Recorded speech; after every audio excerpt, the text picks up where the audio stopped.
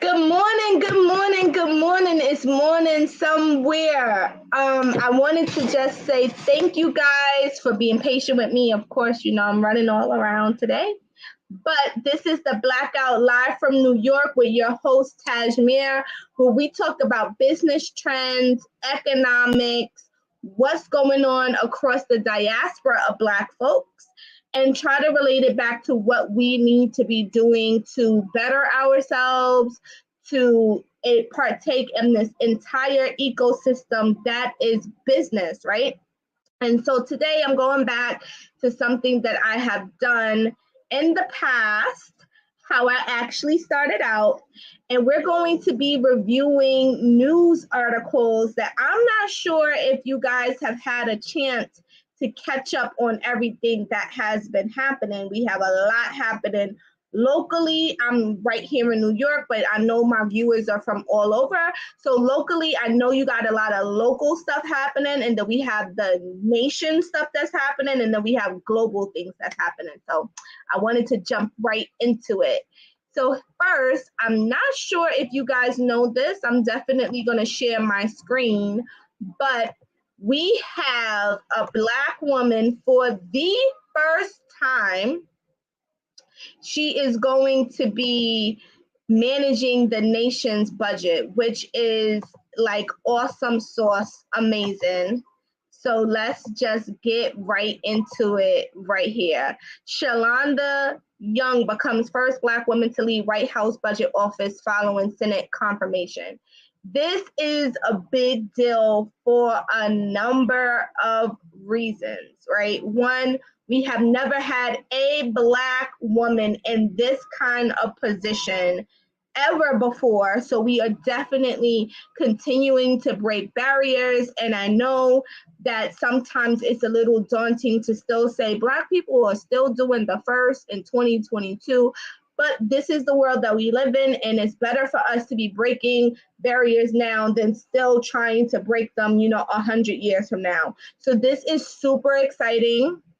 Want to know how she's going to do this budget because, as women, we are really good at balancing some books. And so I'm wondering, how is this going to implement things? What is her team going to look like? How is her leadership going to be?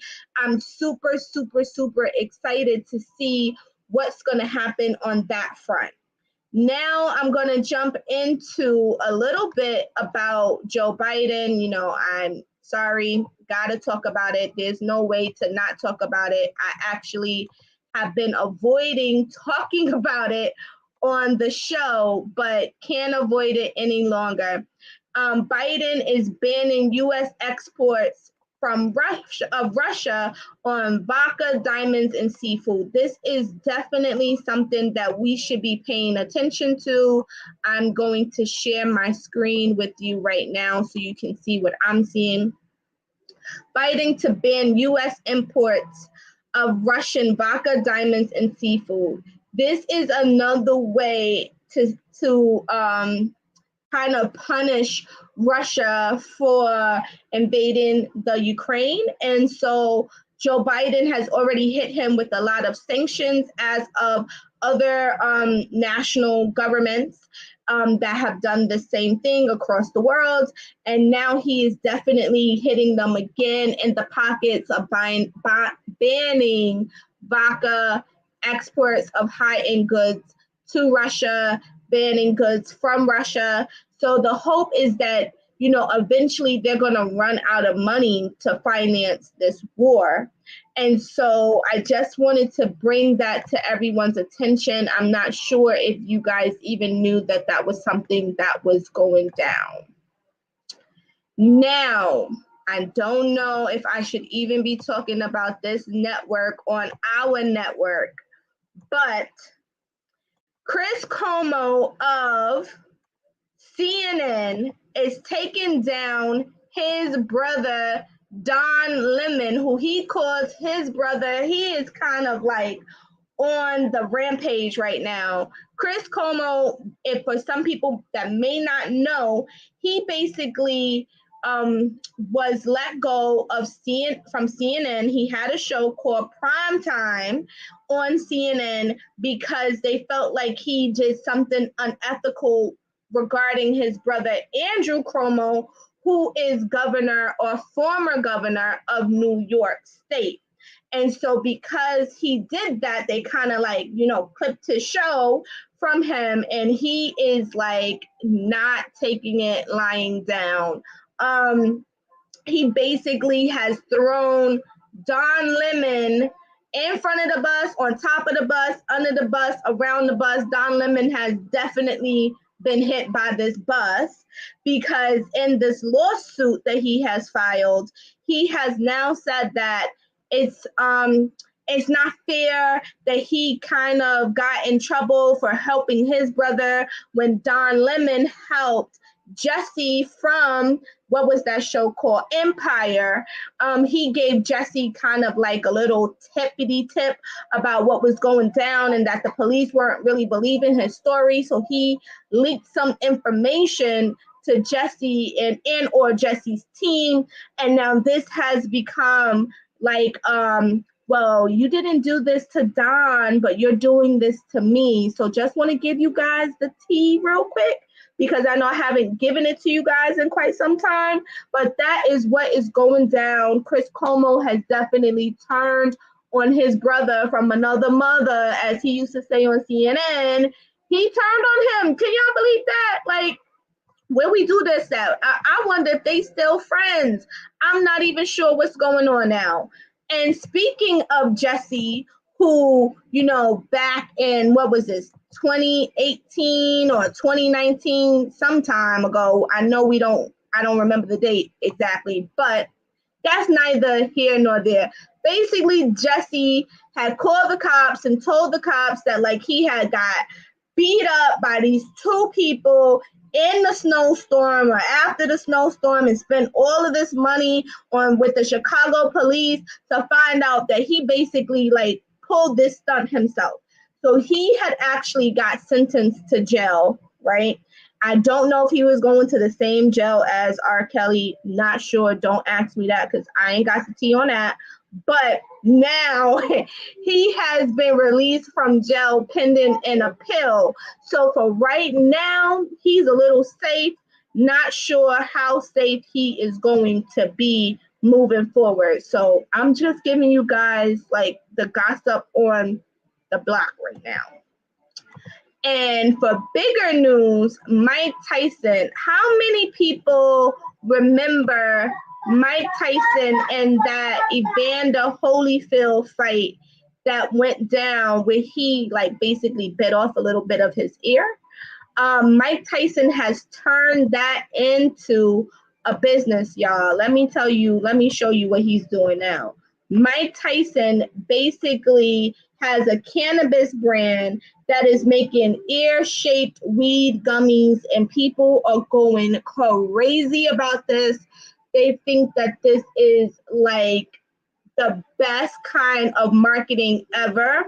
They're so excited. This is what they look like. They're called Tyson Mike Bites.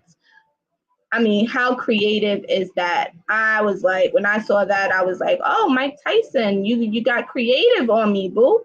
I'm super excited to see more folks really jumping into the cannabis industry. I know that it has some ups and downs with how things are going to be shaping out.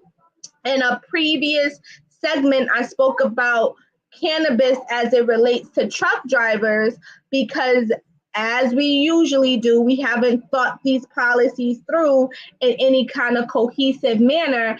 And so truck drivers were going to certain destinations where cannabis was legal, they were consuming it, and then they were crossing over state lines. The employers were then asking for drug testing, and they were failing the drug test because maybe in that state, cannabis is not legal yet. And so they were failing the drug test, and then they were losing their jobs, and there was a whole shortage of truck drivers on the road, which might have explained why some of your packages were late or maybe your shipping cost has gone up, amongst other things.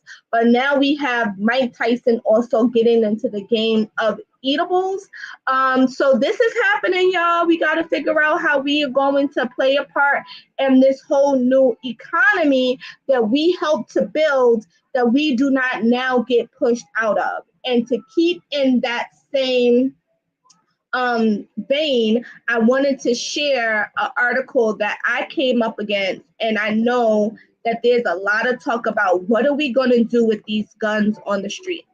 I know that this is in a lot of different cities, a lot of different politicians and or potential politicians, people eyeing politics, everyday people are talking about gun violence and what is happening. Well, in Georgia, the House passed a bill allowing people to carry guns without a license. And we know that in some parts of the South, especially places like Georgia, places like Florida, you are allowed to have a concealed weapon. And this has, sparked a lot of controversy.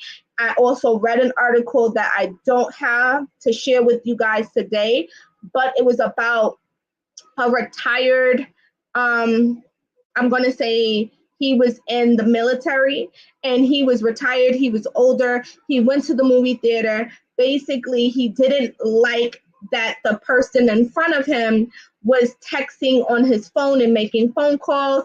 This person was also retired from the military as well. He was really just checking on his sick child that they had just had, and he and his wife had went out to enjoy a movie, as did this older gentleman. He also went out to enjoy a movie with his family. Long story short, the older gentleman got mad about the texting on the phone. He felt like that was improper. They got into a whole big fight.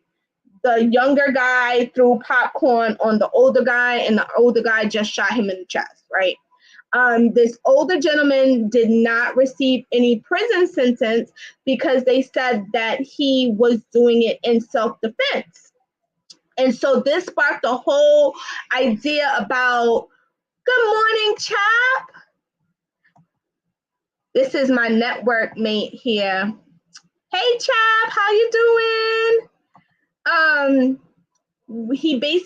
This basically sparked a whole controversy around carrying guns.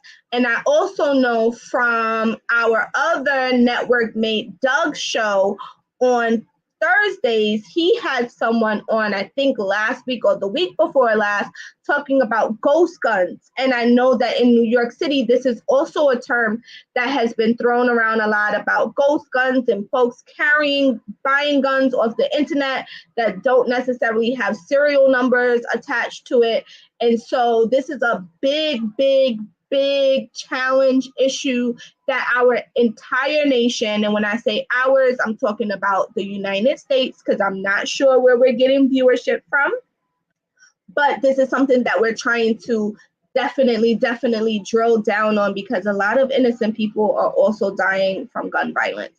And it's important to know that Georgia just passed a bill saying that you do not need to have a license to carry a gun. So I don't know what's going to happen. How is this policy going to impact other policies in other states? But I definitely thought that was important to note. And on another global topic, and this is my last topic of the day, these mosquitoes. I know y'all don't know about these mosquitoes, so I'm going to tell you about them. EPA okays plan to release 2.4 million more genetically modified mosquitoes. What is going on? These mosquitoes are going to be in the Florida Keys.